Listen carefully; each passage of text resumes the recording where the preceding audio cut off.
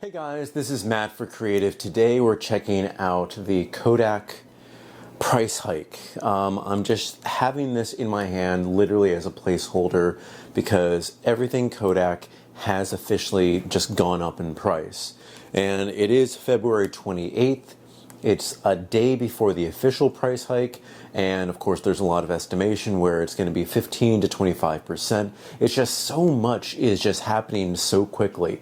And I was looking at the places where I normally buy my disposables, my film, my whatever, which is B&H Photo, and Target, weirdly enough. Target has had so many cameras just available. Strangely enough, they've been like in a pinch. You can go to a store, you can go get something online, and it usually just kind of like works out really well. But those days are like quickly going away. For example, let's see, early last year, 2022, disposable cameras, I believe, were going for about, was it $11.99 or $12.99? Then they went up to $15.99. I didn't get that. And then, shut up, Siri. Don't be useless. And then, wow, they went up to $21.99 for one disposable camera. That's just a lot. This is really something that I have seen. First, didn't make a script on this. Want to just kind of like free flow this, but I think I know where this is kind of going to go. For me and a lot of people, this just may kill the film fad that's been going around for like the last few years since COVID. The great thing about film is that you can take something, it just makes it feel more real. You can get prints off of it. Of course, you can print digital things too, but first, in the 90s and the 80s and the 70s and all the time that film was the primary used medium, you get like prints back. If you ever use Polaroid or Instax, you get those prints immediately. And I was using that for the longest time until I really fell in love with 35mm film, and not just disposables, but I have my Canon AE1 program, I have my Yashica, and I have tons of just like plastic point and shoots. And I've loved getting film developed. I've loved shooting with friends. I love just having a camera with me, just as I've had the what do you call it?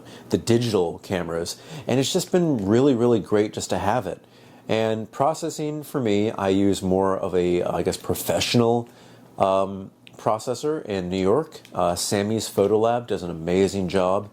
$20 for that for files sent to me by WeTransfer. And that kind of just like works out really well.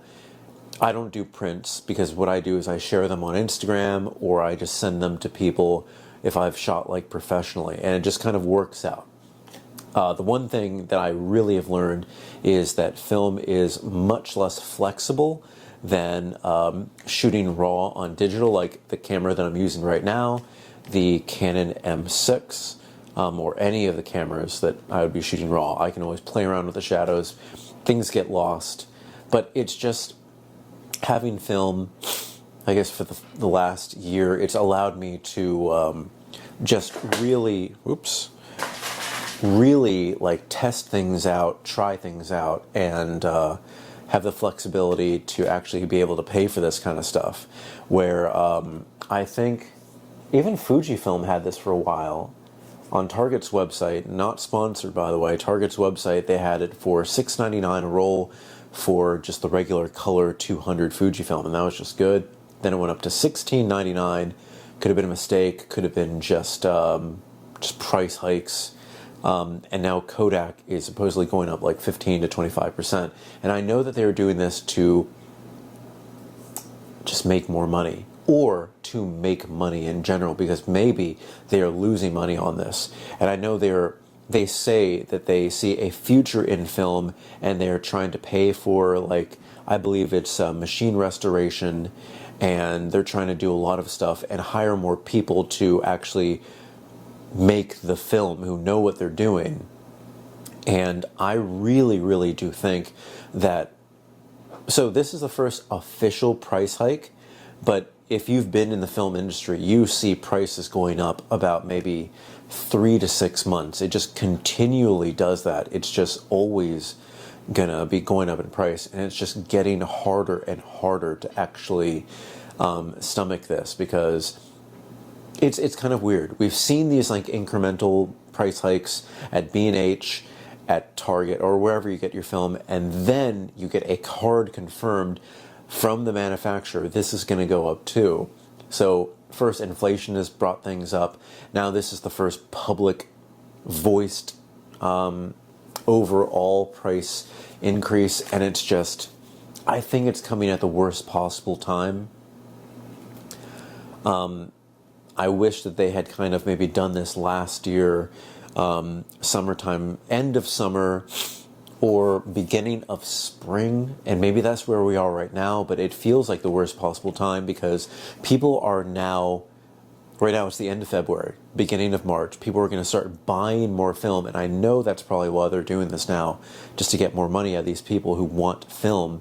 But a lot of people have been trying to buy disposables and stuff because they're going on trips, and they've seen people use this for the last 2 years, and they're looking at prices, and now they're like, no, I like it, don't really need it like that.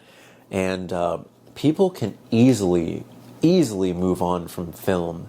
I saw Polaroid was like really big around 2020, with channels like In an Instant, one of my idols, who got me into shooting just Polaroid and instant photography.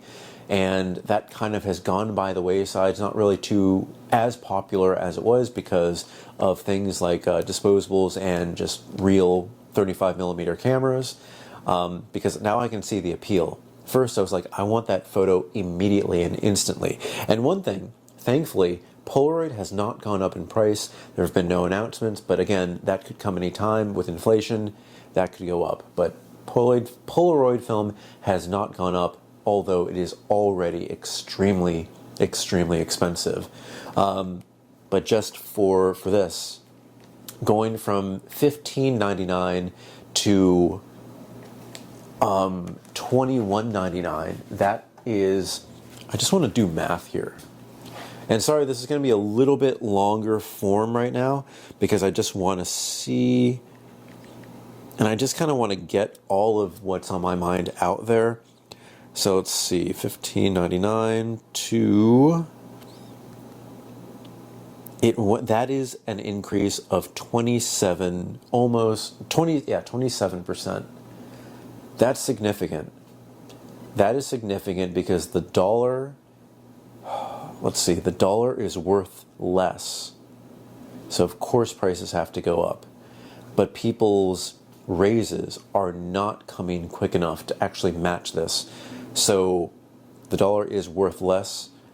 So people are making less money, and they're seeing these things increase, and they're not seeing their raises quick enough. For myself, just there have been a lot of things that I've been trying to juggle, and I got a raise last year, good for me, but a lot of things that should be done quicker but just aren't getting done. And it's not just a me thing, it's other people too. A lot of my friends are actually in the tech space, and there's so many job cuts there too, because it's like a bloated, I think it's a bloated, what do you call it, career, there's a lot of stuff going on there that did not need to be paid for. So they're just cutting the fat.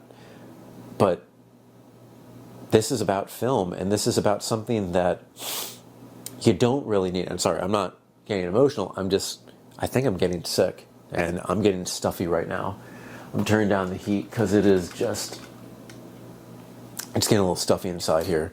But really, it's, I love shooting film. I love promoting it. I love telling people, yes, you should shoot film too. But now it's going to be a little bit different, where I'm going to have to say, yeah, definitely shoot film. It's disposable cameras, $21.99. And yeah, they're just definitely going to look at me and be like, yeah, that's great. I'm not going to do that. And I can easily see that, because You have to get the camera and then process it. And processing that film, getting something back is probably a minimum of $10, and again, mine is $20. So $21.99, $20. It is $41.99 to process 36 pictures. That now makes it over $1 per picture for me. Just under $1 if you're doing like the $10 processing, if you can find something that's reputable like that. And it's too much.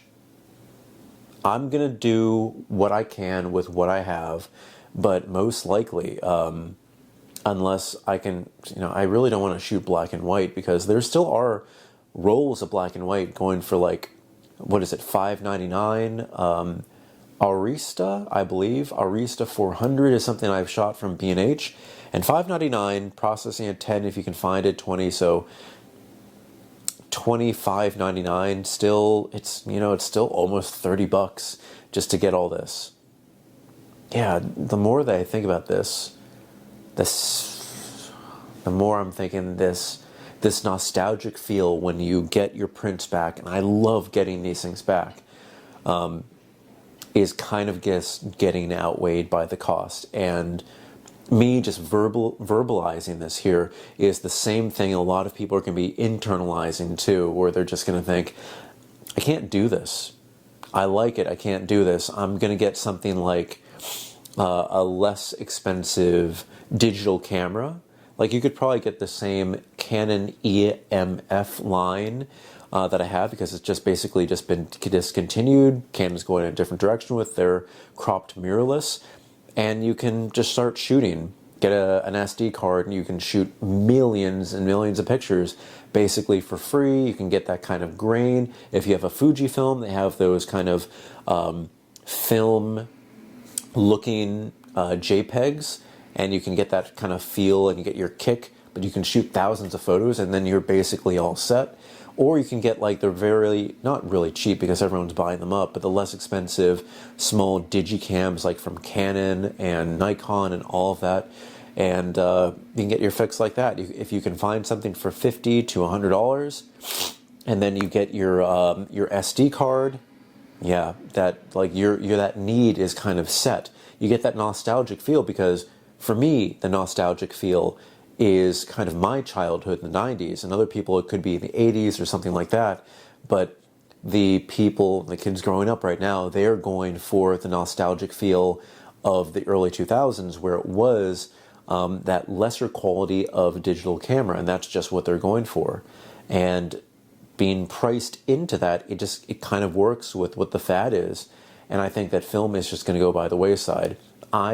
If I had to kind of guess what's going to be happening in 2023, I think there's going to be the last big uptick in spring, and then a huge uptick in summer, and then I see inflation increasing the price of film at least one or two more times this year, and I think that's going to be it.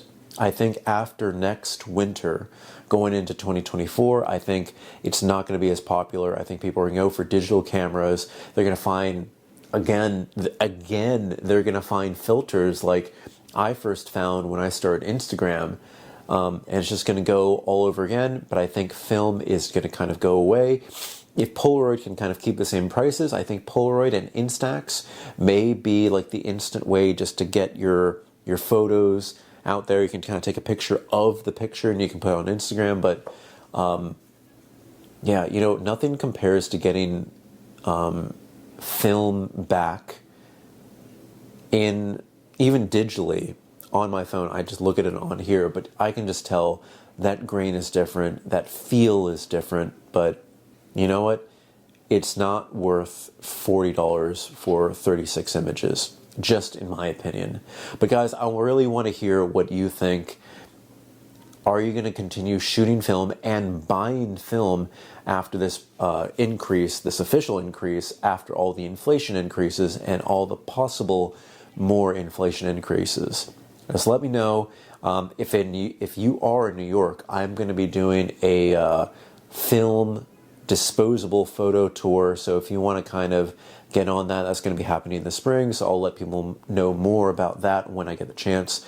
But it's it is a chance. There really, really is a chance that film could go away again. And I think that it could be on this official price hike.